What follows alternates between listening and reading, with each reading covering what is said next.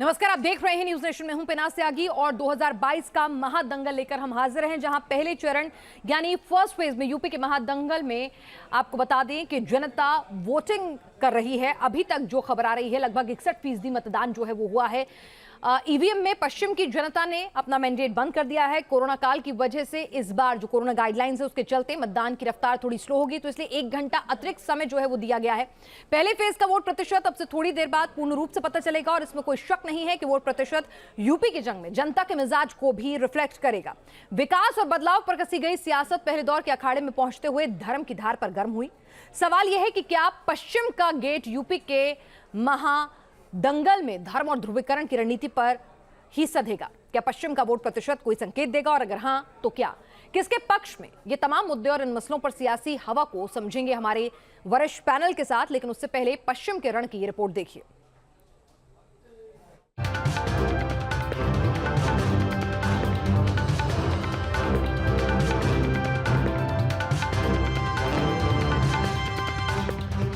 उत्तर प्रदेश के महाअखाड़े के महादंगल का पहला फेज आर या पार। हर उम्र और हर वर्ग के वोटर ने की जमकर वोटिंग। लोकतंत्र को मजबूत करने में सपोर्ट धुआंधार। तस्वीरों में आपको दिखाएंगे जो बूथ हैं उन पर इसी तरीके की जो भीड़ है वो आज सुबह से देखने को मिल रही है। सरकार चुनने के लिए चुनावों के पहले चरण में वोटर की लगी लंबी कतार। मुद्दे की अच्छी सरकार बने, बस देश का उन्नति हो। सरकार तो किसी की भी हो पर महंगाई तो नहीं होनी चाहिए, गरीब आदमी की यही इच्छा है। डेवलपमेंट के लिए किया और लॉ एंड ऑर्डर के लिए किया। नोएडा में भैया हमने तो डेवलपमेंट के लिए किया। 58 सीटों की जंग के पहले फेज का मतदान अब खत्म हो चुका है। ईवीएम में 11 जिलों के वोटर्स ने अपने फैसले को बंद कर दिया है। शहरों के साथ ही गाँव में भी पहले चरण में वोटर्स के बीच गजब का उत्साह देखने को मिला। युवाओं से लेकर महिलाएं और बुजुर्ग भारी संख्या में मतदान करने पहुंचे। जैसे जैसे वोटिंग का रंग चढ़ा वैसे ही कुछ वोटर भी अपने रंग में वोट डालने पहुंचे, जैसे कि नोएडा के एक वोटिंग बूथ पर भगवा लिबास में पहुंचा ये नौजवान। पश्चिमी यूपी की जंग बीजेपी के साथ ही विपक्ष के लिए भी काफी अहम है, क्योंकि 11 जिलों की 58 सीटों पर खास तौर से किसान आंदोलन के बाद विपक्ष को अपने लिए गुंजाइश दिख रही है। वहीं बीजेपी ने भी विकास और सुरक्षा के मुद्दे पर 11 जिलों में वोट मांगा था। माना यह जा रहा है कि पहले फेज के अखाड़े में विपक्ष की जातीय लामबंदी बीजेपी के लिए एक बड़ी चुनौती हो सकती है। इस बार किसान आंदोलन जाटलैंड किस तरीके से दिखती है? क्यों हो जाएगा? मेरे यहाँ का जाट बिरादरी के 80% लोग मुझे वोट देते हैं, भारतीय जनता पार्टी को वोट देते हैं। वो इस वक्त समाज को जाट और हिंदुओं में ना बांटें जी। ये पार्टी, हमारी पार्टी धर्म जाति बिरादरियों में बांटने वाली पार्टी नहीं है। वो जो प्राइवेट लिमिटेड कंपनियां, कोई अपने आप को MY की पार्टी कहता है, कोई अपने आप को दलित की पार्टी कहता है, कोई अपने आप को जाट की पार्टी कहता है, हम नहीं कहते जी। कुछ जगहों पर मतदान में कुछ व्यवधान भी पड़ा, जैसे कि मेरठ के किठौर विधानसभा क्षेत्र के भड़ोली गांव में हुआ, जहां समाजवादी पार्टी और बीजेपी समर्थक आपस में भिड़ गए। पुलिस सख्त हुई और हंगामा कर रहे लोगों को खदेड़ा। ऐसे ही मेरठ के जाकिर नगर में ईवीएम खराब होने की वजह से मतदान कुछ देर के लिए अटका और फिर कतार लंबी होती चली गई। मेरठ में ये तस्वीरें जरा गौर से देखिए, ये लाइन गौर से देखिए जो मतदान केंद्र के बाहर है। मतदान केंद्र के अंदर भी इतनी लंबी लाइनें हैं। ये इंडियन पब्लिक स्कूल है, जाकिर कॉलोनी का ये बूथ है। लोगों को यहाँ 1 घंटे से ऊपर लाइन में लगे हुए हो गया है। कितनी देर हो गई आपको खड़े हुए? 1 घंटा। 1 घंटा हो गया ऐसी लाइन में ही खड़ी? ऐसी लाइन में, हाँ। आपको कितनी देर हो गई? इतना ही हो गया, हम आगे पीछे खड़े हैं। मशीन नहीं चल रही, आप बोल दिया कि लाइन नहीं चल रही, पता नहीं जाने क्या इसी लाइन में जो है दिक्कत हो रही है। मतदान के लिए लोग लाइनों में हैं, लेकिन मतदान उस स्पीड से नहीं हो रहा जिस स्पीड से इन लोगों की उम्मीदें हैं। अगर पिछली बार की जंग की बात करें तो पहले फेज में बीजेपी को 58 में से 53 सीटें मिली थीं, जबकि 46.34% का बम्पर वोट शेयर था। दूसरे नंबर पर वोट शेयर के हिसाब से बीएसपी रही थी। बीएसपी को 2 सीटें ही मिली थीं, लेकिन वोट शेयर 22.46% का था, जबकि समाजवादी पार्टी पहले फेज में 2 सीटें हासिल कर पाई थी और वोट शेयर 14.26% का था। कांग्रेस की हालत तो बेहद खराब रही थी। कांग्रेस एक भी सीट पहले फेज में नहीं जीत सकी थी और वोट शेयर भी 6.5% से कुछ ज्यादा था। वहीं आरएलडी को पहले फेज में एक सीट मिली थी और वोट शेयर 7% का था। ना कोई दिमाग में नहीं है, बस सिर्फ ये है कि वोट खराब नहीं होनी चाहिए, वोट देनी चाहिए, किसी ना किसी को देनी चाहिए। मजबूरियों को समझते हुए वोट किया है, के नाम पर वोट किया है। पहले फेज के घमासान में योगी सरकार के 9 मंत्रियों की किस्मत भी अब ईवीएम में लॉक हो चुकी है। जनता ने अपनी उम्मीदों की कसौटी पर अपने फैसले को कसा है। इसमें कोई शक नहीं कि विकास और दूसरे बुनियादी मुद्दों को लेकर चली शुरुआती चुनावी हवा पहले फेज तक आते आते धर्म और ध्रुवीकरण की धारदार सियासत से गर्म हो गई। जाहिर है पहले चरण में जनता का फैसला सियासत की शातिर चालों को लेकर भी होगा और देखना होगा कि पहला फेज धर्म जाति की सियासत पर अपना मैंडेट देगा या फिर विकास की राजनीति पर। Team news nation.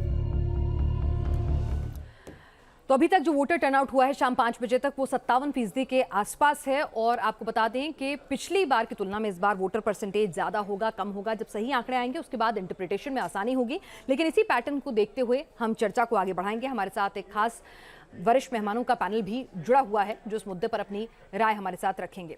हमारे साथ संजीव सिंह जी हैं, प्रवक्ता हैं कांग्रेस के, धर्मवीर सिंह जी हैं, प्रवक्ता हैं बीएसपी से। हमारे साथ वरिष्ठ पत्रकार राहुल देव जी हैं, वरिष्ठ पत्रकार एनके सिंह जी हैं, हमारे न्यूज़ नेशन के एडिटर इन चीफ वरिष्ठ पत्रकार मनोज गिरोला जी भी हमारे साथ इस वक्त यहाँ पर जुड़े हुए हैं। आप सभी का बहुत बहुत स्वागत है और समीर सिंह जी प्रवक्ता बीजेपी के भी हमारे साथ इस वक्त जुड़ चुके हैं। तो चलिए सबसे पहले हम अपने राजनीतिक प्रवक्ताओं से शुरुआत करते हैं क्योंकि आज उनके लिए एक तरह से अग्नि परीक्षा का दिन है। पहले राउंड की वोटिंग जो है हो गई है। समीर सिंह जी, सबसे ज़्यादा आपके ऊपर एंटी इनकम्बेंसी को भी सेटल डाउन करना था पहले फेज में, किसान जो नाराज थे उनको भी सेटल डाउन करना था, जो आरएलडी और समाजवादी पार्टी का गठबंधन था उसको भी लड़ना था। और जिस तरह से वोटर टर्नआउट की खबरें आ रही हैं कि जो मुस्लिम बहुल इलाके हैं वहां पर बहुत ज्यादा वोटर टर्नआउट हुआ है, क्या कहते हैं, क्या फीडबैक, क्या ग्राउंड रिपोर्ट आपके एंड से आ रही है? देखिए, पश्चिमी उत्तर प्रदेश के इस प्रथम फेज के चुनाव में आगरा से लेके बागपत को जब आप देखें तो कहीं ना कहीं पिछली बार भी भारतीय जनता पार्टी को बड़ा बहुमत मिला था और इस बार भी जो दिन भर का ट्रेंड रहा उसमें भारतीय जनता पार्टी को बड़ी बहुमत मिलती दिख रही है। उसका उदाहरण आप देखिए, समाजवादी पार्टी के नेता अखिलेश यादव का ट्वीट, जब कोई भी नेता हताशा और निराश होने लगता है, हताश होने लगता है तो आरोप लगाता, उन्होंने आरोप लगाया।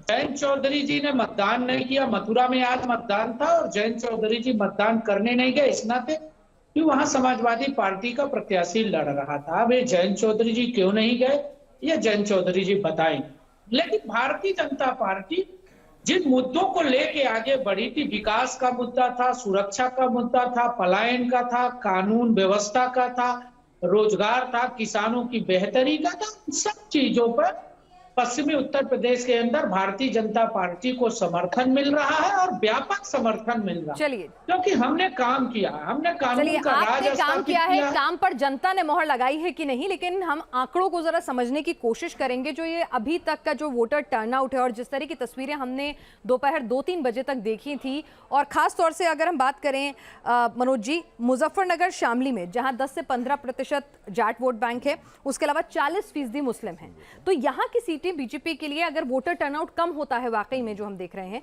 तो मुश्किल का सबब हो सकती है। जी हाँ पिनाज, आपका कहना ये बिल्कुल ठीक है।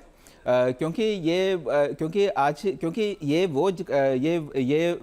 जो कॉन्स्टिट्यूंसी है ये वो कॉन्स्टिट्यूंसीज है जहाँ की एक ध्रुवीकरण जिसे हम बोले वो काफ़ी ज़्यादा है। तो मेरे ख्याल से किसानों का फैक्टर तो था ही था, लेकिन जो धर्म के आधार पर जो ध्रुवीकरण है वो मेरे ख्याल से इन कॉन्स्टिट्यूंसीज में बहुत ज़्यादा है। जैसे हमने ग्राउंड कवरेज दिखाई थी, जो मुस्लिम बहुल इलाके जैसे मेरठ में भी थे या बाकी जगह हैं, वहाँ सुबह से लाइन थी और वो लाइन ख़त्म ही नहीं होती थी। तो मेरे ख्याल से अभी आज की डेट में कुछ भी कहना बहुत ज़्यादा मुश्किल है। फिलहाल अगर आप देखें तो पिछले बारी जो इलेक्शन हुए थे उसमें जो टोटल परसेंटेज ऑफ वोट था वो 63% था जी। और अभी 5 बजे तक का अगर हम आंकड़े देखते हैं तो करीब करीब हम उसको टच करने वाले हैं जी। 58% एवरेज है पूरे के पूरे इस फर्स्ट फेज के जो इलेक्शन हुए हैं उसमें, और अभी 1 घंटा बाकी है और बाद में भी जो लोग लगे रहते हैं आधा घंटा जनरली वो भी लेते हैं, तो मेरे ख्याल से जो फाइनल जो फिगर आएगा वो पिछली बारी से कहीं ज़्यादा होगा। ठीक है, तो हो सकता है तो ज्यादा अगर ये वोटर परसेंटेज होता है तो उसका एडवांटेज किसको होगा? क्या दोपहर तक सिर्फ किसान आमतौर पे माना जाता है कि वो अर्ली वोटर होते हैं, और क्या रूरल एरिया के वोटर्स जो हैं वो निकले थे और अब इवनिंग में क्या अर्बन वोटर निकलेगा? इसको भी हम इंटरप्रेट करेंगे। हमारे साथ तमाम पैनल हमारा जुड़ा रहेगा। धर्मवीर सिंह जी प्रवक्ता हैं बीएसपी के। धर्मवीर सिंह जी, अगर इन 58 सीटों की बात करें तो पिछली बार 30 सीटों पर आप नंबर 2 के पायदान पर रहे थे, 2 सीटें आपने जीती थी। इस बार आपने अपने जीते हुए कैंडिडेट के अलावा बाकी सबकी सीटें बदल डाली हैं। क्या लगता है इस बार आप कहां खड़े मिलेंगे? देखिए विराज जी, ये जो पश्चिमी उत्तर प्रदेश है ये बहुजन समाज पार्टी का गढ़ है, गढ़ था और गढ़ रहेगा।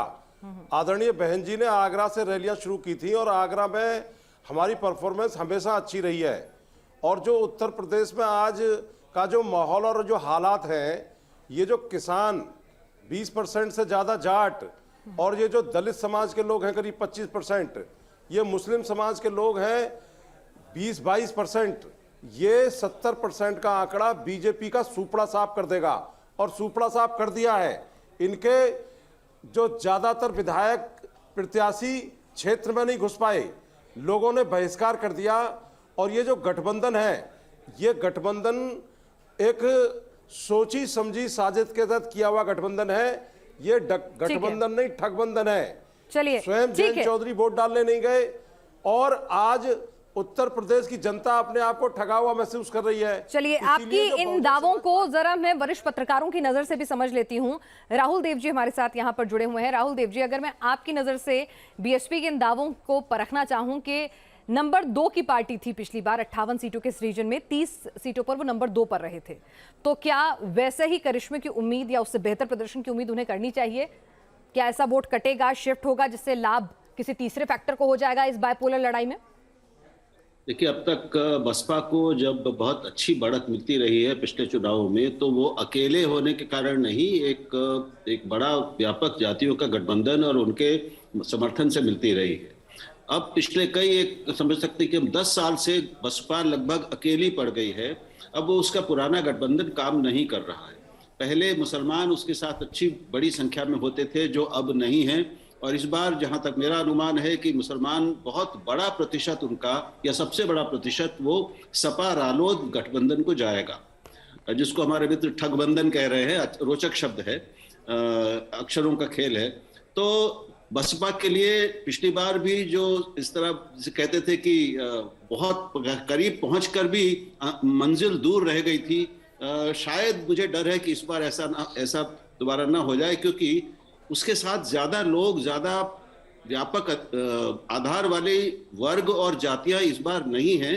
उसका अपना जो ठोस दलितों का वोटर है वो तो उसके साथ जरूर है, लेकिन पिछले कई 10 सालों में भाजपा ने और इस बार सपा रालोद गठबंधन ने गैर जाटव दलितों को जिस तरह से अपनी ओर खींचा है, और वो खींचे हैं, तो उसमें मुझे डर है कि बीएसपी के लिए इस बार कठिन होगा कि कोई करिश्मा दिखाना, तो वो उम्मीद नहीं करनी चाहिए, मुझे नहीं है। चलिए, ठीक है, तो ये आपका एनालिसिस है। इस बीच एक ग्राउंड जीरो से जब हम अपने रिपोर्टर से बातचीत कर रहे हैं तो एक और दिलचस्प ऑब्जर्वेशन, हालांकि इसके लिए आंकड़ों का एनालिसिस करने में भी और वक्त लगेगा जब ज्यादा डिटेल आएगी और एरिया और रीजन वाइज आएगी। वो ये कह रहे हैं कि जहां पर समाजवादी पार्टी के कैंडिडेट खड़े हुए हैं एसपी आरएलडी गठबंधन में, मुस्लिम वोट बैंक जो है वो आरएलडी के कैंडिडेट्स को पूरा एक मुश्त जो है वो उनकी तरफ जा रहा है, उनको सपोर्ट देता हुआ दिख रहा है, लेकिन जाटों का वैसा ही वोट ट्रांसफर जो है वो समाजवादी पार्टी के कैंडिडेट्स के लिए उस तरह से नहीं दिख रहा है। इसको भी एनालाइज करेंगे, लेकिन एक छोटे से ब्रेक के लिए यहां रुक रहे हैं। 2022 के महादंगल की अगर एक तरह से कहें औपचारिक शुरुआत हो गई है। पहले चरण के लिए मतदान जो है वो लगभग खत्म होने को आ रहा है। 6 बजे का वक्त हो गया है, तो अब आंकड़े जो हैं वो आने शुरू होंगे। 5 बजे तक 58% वोटिंग हुई है और उम्मीद की जा रही है कि जब तक पूरा वोटर टर्नआउट निकल कर आएगा तो वो पिछली बार के वोटर परसेंटेज से ज्यादा होगा। हमारे साथ हमारा पूरा वरिष्ठ पैनल जो है इस वोटर टर्नआउट को और इस पैटर्न को एनालिसिस कर रहे हैं। हमारे साथ हमारे खास मेहमान लगातार बने हुए हैं। संजीव सिंह जी प्रवक्ता हैं कांग्रेस के। संजीव जी, सब कह रहे हैं कि भाई बाइपोलर लड़ाई है और उस सब के बीच में लड़की हूं, लड़ सकती हूं तो आई, लेकिन आप लड़ाई में, चर्चाओं में कहीं नजर नहीं आ रहे हैं। लगता है कुछ कमाल की लड़ाई कर पाएंगे, वो भी तब जब राहुल गांधी जो हैं वो अभी तक एक भी रैली करने नहीं आए उत्तर प्रदेश। देखिए, सबसे पहली बात कि मैं बहुत ध्यान से बातें सुन रहा था और भारतीय जनता पार्टी का जो 5 साल रहा, मुझे लगता है कि अगर किसी एक वर्ग की बात करूं तो कोई संतोष नहीं है, संतोषजनक। युवाओं की बात करूं तो बेरोजगारी से युवा लड़ रहा है, किसानों की बात करूं, महिला सुरक्षा की बात करूं, 52 महिलाएं आज स्टेट क्राइम रिकॉर्ड ब्यूरो का जो आंकड़ा है, 52 महिलाओं के साथ प्रतिदिन यौन शोषण हो रहा है। ये उत्तर प्रदेश में आरटीआई द्वारा आया। वहीं बुनकरों की बात करूं, बढ़ते अपराध की बात करूं, और बढ़ते अपराध पे लेकर के, और मुझे लगता है कि बेरोजगारी का आंकड़ा और आत्महत्या का आंकड़ा देश के गृह राज्य मंत्री नित्यानंद राय ने राज्यसभा में रखा कि 16,000 आत्महत्याएं 2018-2020 की परेशानियों के बीच में आप कहां हैं? मैं तो ये पूछ रही हूँ ना, हम आज एनालिसिस कर रहे हैं, ये हम चुनावी भाषण नहीं दे रहे हैं। उनकी क्या गलतियां हैं मैं वही पूछ रही हूँ। इस वोटर टर्नआउट में, इस आरएलडी एसपी गठबंधन में, दलित वोट बैंक में, बीजेपी के वोट बैंक में आप कहां खड़े हैं जो 10% को भी नहीं छू पा रहे हैं पिछले कई वक्त से? मैडम, ये शब्द आप गलत यूज कर रही हैं, या तो आप बुलाइए मत अपने चैनल पे, मैं भाषण दे रहा हूँ। मैं अगर समीक्षात्मक एक बात बताइए सर, मुझे नहीं, एक बात बताइए, आप लगातार वही मुद्दे गिना रहे हैं। आज जब एनालिसिस कर रहे हैं वोटर पैटर्न को, आप वो कमियां गिना रहे हैं जो हर वक्त गिनाई जाती हैं। तो मुझे बताइए कि जिस मुद्दे पर रहेंगे तो मैं आपको सम्मान तरीके से, सम्मान पूर्वक सुनूंगी और बिना किसी विरोध के सुनूंगी। जी, कांग्रेस पार्टी की बात सुनिए।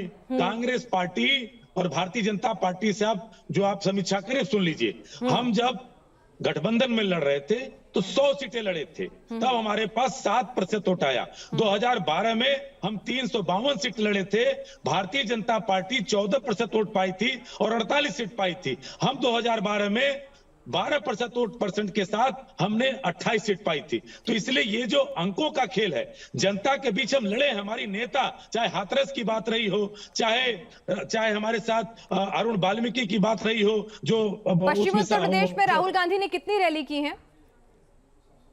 मैं अगर आपसे पूछ दूं कि मैं आपसे अगर पूछ सवाल पूछना मेरा काम है, मुझे पूछ लेने दीजिए ना सर प्लीज। मैं इसलिए कह रहा हूं ना, आप सब्र रखें। हमारी नेता लगातार है, राहुल गांधी जी तो भी आए थे, रायबरेली आए थे रैली करने कोरोना के पहले। अभी तो आपने देखा कि अभी 10 लोगों की जब संख्या बोली थी आपने चुनाव आयोग के द्वारा, तो अमित शाह सैकड़ों लोग को लेकर चल रहे थे। तो हमारे नेता तो कम से कम उस प्रोटोकॉल का सम्मान कर रहे थे। हमारे नेताओं की भी रैलियां हो रही हैं और बिल्कुल होगी। 5 राज्यों का चुनाव है एक साथ, इसको भी आप मत भूलिए। 7 चरणों के चुनाव में 5 राज्यों का चुनाव है। ठीक है, आपके नेता नहीं आए तो मैं समझ सकती हूँ, आपके लिए डिफेंड करना थोड़ा मुश्किल होगा। एनके सिंह जी, क्या वाकई में ऐसे ही, इतनी ही मेहनत के साथ हम हाथ को मजबूती दे पाएंगे? एनके सिंह जी, ठीक है सर, आपको मेरे सवालों से आपत्ति हो सकती है, लेकिन एक वरिष्ठ पत्रकार की नजर से भी समझ लीजिए। हाथ की बिल्कुल, हाथ में दिक्कत है।